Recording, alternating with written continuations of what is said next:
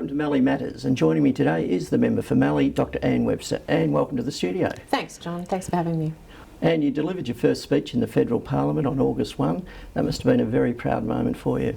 It was. It's one of those surreal moments where you find yourself in a place and suddenly realise the awe of that moment and the privilege of that moment. Of course, to have family and friends and people who matter to me in my personal life, there was just a wonderful experience. And you touched on some personal matters in regard to some of your family members' health issues, and in doing so you sort of highlighted the difficulties with our isolation here. Look, absolutely. I don't need to tell the people of Mallee about the healthcare troubles that we all experience from time to time. And it's certainly one of the things that I'm very passionate about, as I expressed in my maiden speech, that it's very important to me that we improve access for all people in Mallee to good healthcare, to accessible healthcare, and to a quality healthcare. And you also announced Parliamentary Friends for Organ Donation. Can you tell us what the aim of that will be? Well, the Parliamentary Friends for Organ Donation, of course, came about because my granddaughters had a transplant, a liver transplant, and the experience was both frightening and very stressful and incredibly meaningful to know that people, that somebody had given their life, or in the process of giving their life, I should say, they've actually saved my granddaughter's life. And through that period of time, I became an organ donor myself, and I think it's often the way that if you don't experience something, then you're unaware. So I became aware and wanted to do something about it myself. The Parliamentary Friends of Organ Donation, I hope, will elevate the subject of organ donation, and it's a really important project that I hope people in Australia will continue to become aware of themselves and hopefully never need.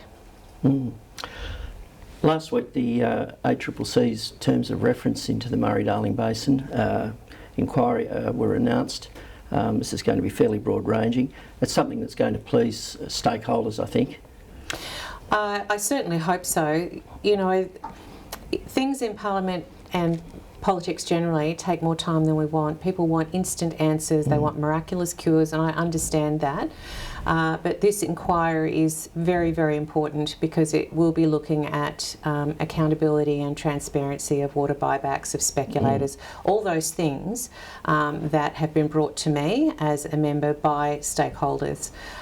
It's going to take some time, but I'm very much looking forward to seeing what is made transparent in this process.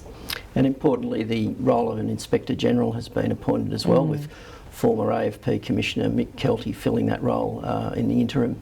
Yes, I can't think of anyone who would be more appropriate for that role. And again, I look forward to his investigation into the Northern Basin water buybacks and the activities in the Northern Basin. You know, there are issues. The issue of the Murray-Darling Basin, as we know, is incredibly complex, and water is such a precious resource for every person that this is important work. Both the ACCC inquiry plus the role of the Inspector General and the other work that's going into trying to sort through what actually needs to change in the Murray-Darling Basin plan.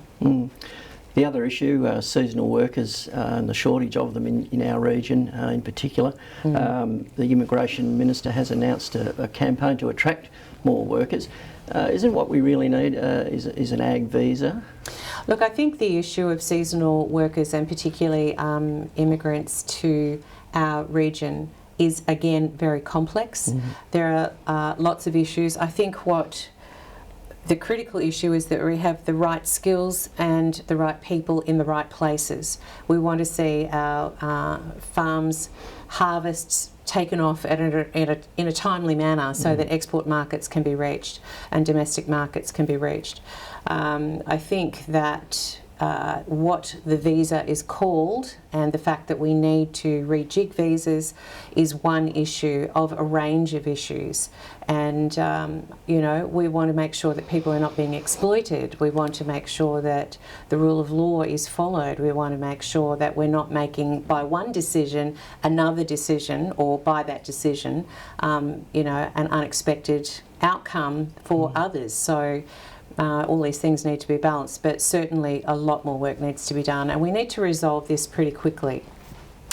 Thank you very much. Well, look, Anne, we'll look forward to speaking to you as you move around the electorate and as you come back and forth from Parliament, and thank you again for coming in today. Thank you, John. It's been a pleasure. And don't forget to get all your news at milduraweekly.com.au.